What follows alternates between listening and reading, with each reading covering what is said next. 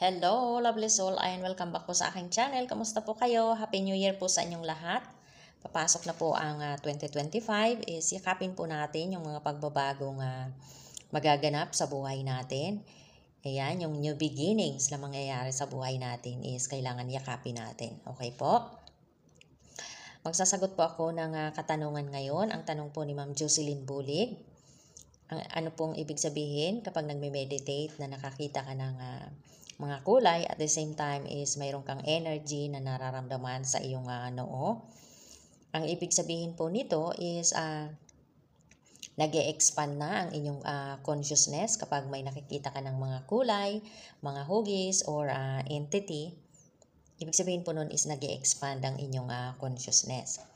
And kapag tinuloy-tuloy nyo po yung pag-meditate is maaaring magbukas yung inyong third eye.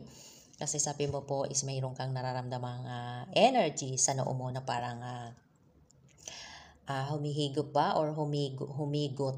Okay po? So yun po, kapag tinuloy-tuloy mo yan is baka maaaring magbukas ang iyong third eye. Okay po? And kapag nagbukas po ang inyong third eye, and kung may makita kayong hindi maganda, yung katulad ng bad entity, is ang gawin nyo po is magdasal lang po kayo, tawagin nyo ang inyong guides, ang inyong guardian angel, or si Heavenly Father, si Papa Jesus is tawagin nyo kasi kung ano man po yung nakita nyo hindi maganda is mawawala din po yun. Basta wag lang po kayong matakot. Kasi kapag hindi po kayo natakot is makikita nyo yung mga dapat nyong makita. Okay? And kapag natakot naman po kayo, of course, hindi nyo makikita yung mga bagay na dapat na makita mo. Okay po? And kapag tinuloy-tuloy nyo po yung pag-meditate is unti-unti is malalaman nyo yung makikilala nyo yung inyong sarili. At the same time is makikilala nyo rin ang ating divine, okay? Ang ating creator. Okay po? And yun po, kapag tinuloy-tuloy mo yun, is tuloy-tuloy din po yung pag-i-expand ng inyong consciousness. Okay po, ma'am? And doon pa po sa isang tanong nyo, yung nagsimba kayo ng alas 3 ng madaling araw ng Misa de Gallo and nakita nyo yung dilaw na butterfly and yung ibon doon sa may altar. Ang ibig sabihin po nito is sign po yun na naandyan ang iyong guardian angel and pinapaalam sa iyo na tama yung iyong ginagawa. Okay po? And pinaparamdam sa iyo yung kanilang unconditional love and pinapaalam din sa iyo na you are protected, na yun nga po na tama yung iyong ginagawa. Kaya ano man po yung ginagawa mo ngayon para patuloy na lumago ka sa iyong spiritual journey is sinusuportahan ka ng iyong guardian angel. Pinapaalam sa iyo na tama ang iyong ginagawa. Okay po? So, and yung dilaw na butterfly po is sumisimbolo rin po ito ng resurrection, ng transformation, ng pagbabagong magaganap sa buhay mo kapag tinuloy-tuloy mo yung yung pag-grow. Ibig sabihin, kapag tinuloy-tuloy mo yung ginagawa mo, ibig sabihin, magkakaroon ng pagbabago sa buhay mo kasi tama po yung ginagawa mo. Okay po? So, sana po nasagot ko ang inyong katanungan. And para naman po kaya Ma'am Queen Star. Para naman po kaya Ma'am Queen Star, ang tanong niya po, kapag naiisip ko po ang asawa ko, nakikita ko po na monster, may sungay, may sungay. Ano po kaya ibig sabihin? Hello po sa inyo, Ma'am Queen Star. Baka po masyado ka nang nagiging negative and masyado mo nang iniisip or nagpo-focus ka doon sa hindi magandang nangyari sa inyo ng asawa mo. So kaya nagiging negative ka na po. And kapag nag-focus ka po doon sa negative, sa hindi magandang nangyari sa inyo, kung ano man po yun, is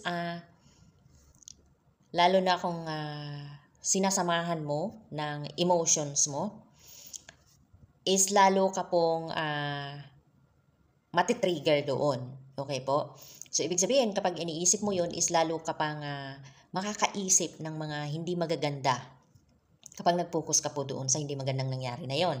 Okay po? Kasi what you focus on, expand.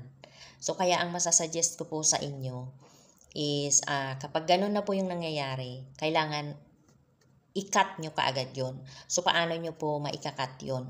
Is mag-pray po kayo, humingi kayo ng tulong sa inyong guardian angel na yung feelings na yon, yung emotions na yon, yung nakikita niyo na yon is mapalitan ng maganda. Or mag-pray kayo kay Heavenly Father, sa ating Creator, na tulungan kayo na matanggap kung ano man yung nangyari at tulungan kayo na mapalitan ng pagmamahal yung hindi magandang nakita nyo o hindi magandang nararamdaman nyo tungkol sa asawa nyo. Okay po? And huwag ka pong mag-focus doon sa negative. Okay po? Kasi ngayon pong nasa spirituality tayo, yung lahat ng mga hindi magagandang nangyari sa atin, yung lahat ng mga hindi magandang attitude natin, is kailangan po palitan natin ng pagmamahal yun. Okay po? And makakatulong din po sa inyo na i-affirm nyo po sa sarili nyo, na sabihin nyo sa sarili nyo araw-araw na I am loved, I am loving, I am protected, I am loved, I am loving, I am protected, I am one with God, I am one with the universe. So, i-affirm nyo po yan sa sarili nyo araw-araw, kahit anong oras na nagne-negative kayo, or kung talagang pinapaniwalaan nyo yung Our Father na dasal.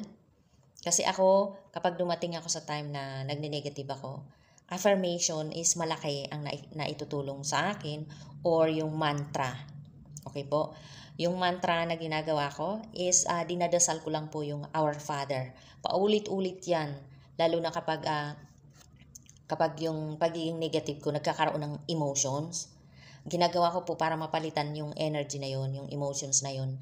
Paulit-ulit kong dinadasal yung Our Father, o kaya nagpo-focus ako na naandyan yung aking God, yung aking guardian angel.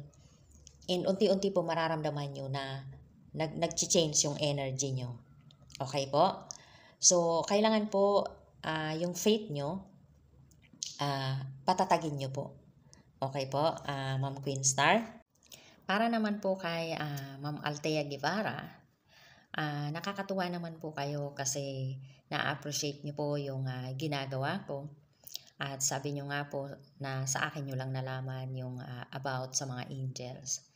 Actually po, mula pa noong unang panahon ay marami ka nang mababasa na nagpapakita ang mga angels sa shepherds, sa apostles, and sa prophets sa Bible po. Kung nagbabasa ka po. And ang appearance ng mga angels is overwhelming. At karamihan na description ng mga nakakakita ng angels kapag nagpapakita sa kanila, ang mga angels ay mayroon itong multiple wings, multiple faces, even yung fire and lightning na nakapalibot sa kanila. Katulad na lang po ng cherubim at seraphim na dinidescribe po ito na may unique forms, kasi mayroon silang yung cherubim mayroon silang 4 na wings, at yung seraphim naman is mayroong 6 na wings. Okay po? And yung unique forms po nila is sumisimbolo po ito ng God's majesty, holiness, harmless. Okay po? And yung mga angels po is fully devoted sila sa ating creator. Sa ating creator. And talagang sinusunod nila yung will and purpose ng ating creator. At ang purpose nga po nila is to help mankind. Okay po? Tulungan tayo, gabayan, patnubayan, at suportahan. So, yun po yung purpose ng mga angels. And mula pa po nung ipinanganak tayo sa mundong ito is binigyan na tayo ni Heavenly Father ng ating angels at yon yung tinatawag na guardian angel natin. And kapag nawala din po tayo sa mundong ito is yung guardian angel din po natin ang kukuha ng ating soul, ng ating spirit. And yun nga po, ang mga angels is mighty servants of God. Okay po? And kaya ko po sinasabing powerful yung mga angels kasi they are reflecting yung glory ni Heavenly Father and power. Okay po? And yung kung nabasa nyo na rin po yung di ba yung bago ipinagbuntis si Papa Jesus ni Mama Mary is nag-appear yung angel sa kanya at nagsabi na magbubuntis nga si Mama Mary. And then nasa tomb ni Papa Jesus si Mama Mary, ibig sabihin doon yung nasa libingan siya ni Papa Jesus si Mama Mary is nakita niya na yung dalawang angels is nakaupo, yung isa doon sa may paahan ni Papa Jesus at yung isa is doon sa may uluhan. So marami pa pong mga iba-ibang kwento or marami pang iba-ibang mababasa ka dyan sa Bible about sa mga angels. And up to the present po is maraming mga kwento about sa mga angels. Kung gusto nyo pong mag-research or manood or gusto mo pang mapalawak yung kaalaman mo about sa angels is mag-research ka po at manood ng mga videos about sa mga kwento about sa angels. And habang po ginagawa mo yan is the more na makaka-experience ka, the more na mararanasan mo mismo sa buhay mo yung about sa mga angels. And the more na marami kang mai-experience about sa angels kasi mismong ipaparanas nila yun sa'yo. Okay po? So yun lamang po, lovely soul. Thank you for watching. God bless and I love you. Happy New Year po sa inyong lahat.